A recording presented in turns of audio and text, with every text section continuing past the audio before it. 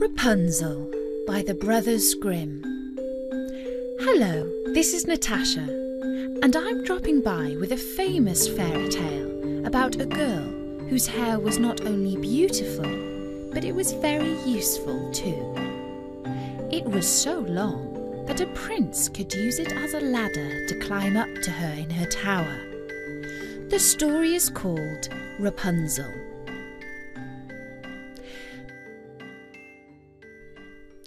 There was once a man and a woman who had long wished for a child, but without any luck. At last the woman hoped that God was about to grant her desire. They had a little window at the back of their house, from which a splendid garden could be seen, which was full of the most beautiful flowers and herbs. It was, however, surrounded by a high wall, and no one dared go into it because it belonged to an enchantress who had great power and was dreaded by all the world. One day the woman was standing by this window and looking down into the garden when she saw a bed which was planted with the most beautiful plant called Rapunzel, and it looked so fresh and green that she longed for it. She quite pined away and began to look pale and miserable. Then her husband was alarmed and asked, "What troubles you, dear wife?" "Ah," she replied, "if I can't eat some of the Rapunzel, which is in the garden behind our house, I shall die." The man who loved her thought, "Sooner than let your wife die, better bring her some of the Rapunzel, let it cost you what it will." When it was getting dark, he clambered down over the wall into the garden of the enchantress, hastily clutched a handful of the Rapunzel plant and took it to his wife. She at once made herself a salad of it and ate it greedily. It tasted so good to her, so very good, that the next day she longed for it 3 times as much as before.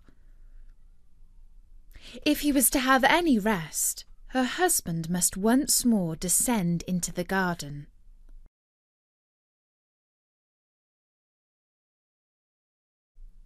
In the gloom of the evening, therefore, he let himself down again.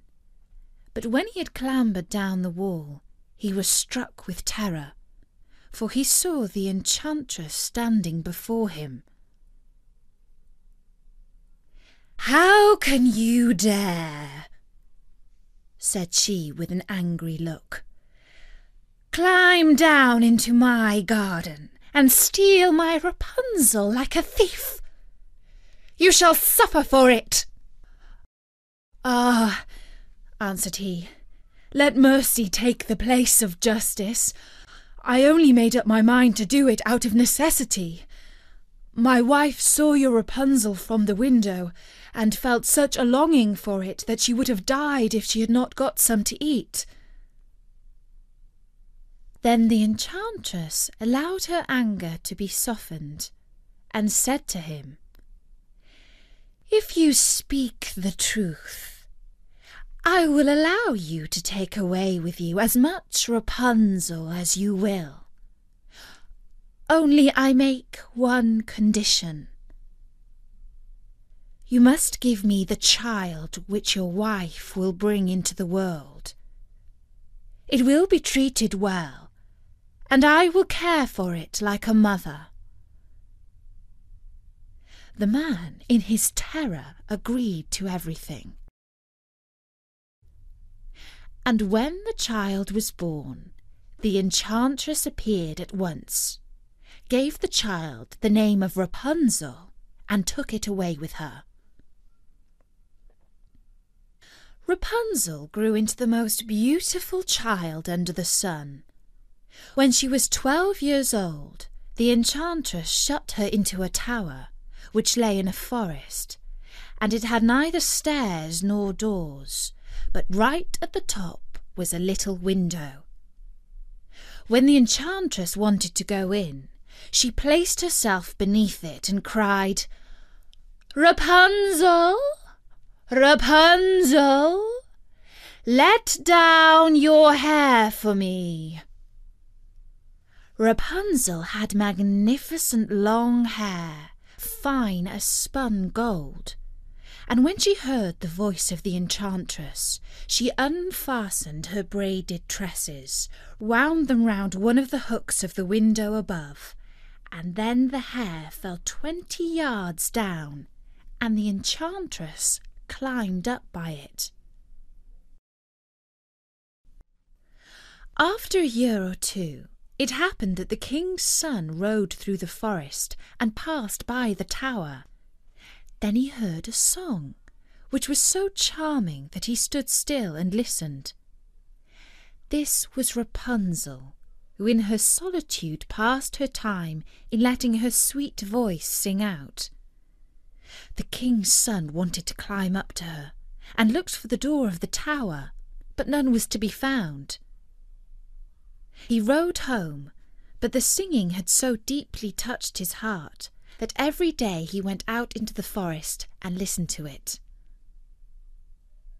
Once, when he was thus standing behind a tree, he saw that an enchantress came there, and he heard how she cried, "Rapunzel, Rapunzel, let down your hair for me." Then Rapunzel let down the braids of her hair, and the enchantress climbed up to her. "If that is the ladder that leads to the top, I too will try my fortune," said he. And the next day, when it began to grow dark, he went to the tower and cried, "Rapunzel, Rapunzel, let down your hair to me." Immediately the hair fell down, and the prince climbed up. At first Rapunzel was terribly frightened when a man, such as her eyes had never yet beheld, came to her. But the king's son began to talk to her quite like a friend, and told her that his heart had been so stirred that it had let him have no rest, and he had been forced to see her. Then Rapunzel lost her fear, and when he asked if she would take him for her husband, and she saw that he was young and handsome, she thought, "He will love me more than old Dame Gothel the enchantress does." And she said yes, and laid her hand on his. She said, "I will willingly go away with you, but I do not know how to get down.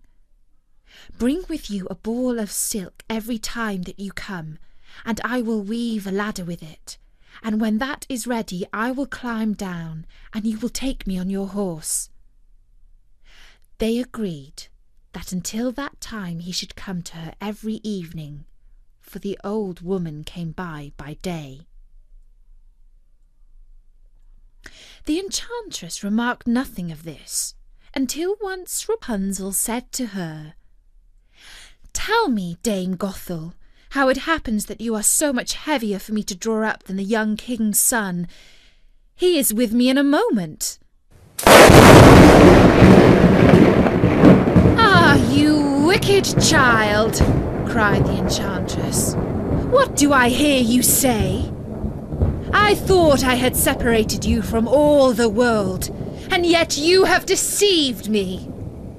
In her anger she clutched Rapunzel's beautiful hair, wrapped it twice around her left hand, seized a pair of scissors with the right, and snip, snap, they were cut off, and the lovely braids lay on the ground. And she was so pitiless that she took poor Rapunzel into a desert, where she had to live in great grief and misery. On the same day that she cast out Rapunzel, however, the enchantress fastened the braids of hair, which she had cut off, to the hook of the window, and when the king's son came and cried, "Rapunzel, Rapunzel, let down your hair to me," she let the hair down. The king's son climbed, but instead of finding his dearest Rapunzel, he found the enchantress, who gazed at him with wicked and poisonous looks. "Ah!" she cried mockingly. "You would fetch your dearest, but the beautiful bird sits no longer singing in the nest. The cat has got it, and will scratch out your eyes as well. Rapunzel is lost to you. You will never see her again." The king's son was beside himself with pain, and in his despair he leapt down from the tower. He escaped with his life, but the thorns into which he fell pierced his eyes. Then he wandered quite blind about the forest, ate nothing but roots and berries, and did naught but weep over the loss of his dearest wife. Thus he roamed about in misery for some years, and at last came to the desert where Rapunzel, with the twins to which she had given birth, a boy and a girl, lived in wretchedness. He heard a voice, and it seemed so familiar to him that he went towards it. Two of her tears wetted his eyes, and they grew clear again, and he could see with them as he did before.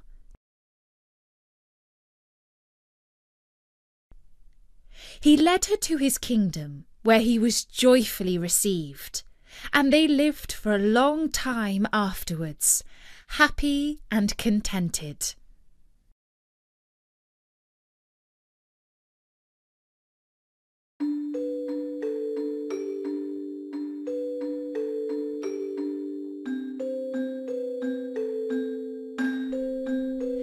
And that was the story of Rapunzel by the Brothers Grimm. Anytime you have a spare moment, drop by at storynori.com, where you will find loads more stories. We have famous stories which you might have heard before, but I hope you'll enjoy listening to them again. And we have lots of new stories too. So come by and listen. Until then, from me, Natasha, bye bye!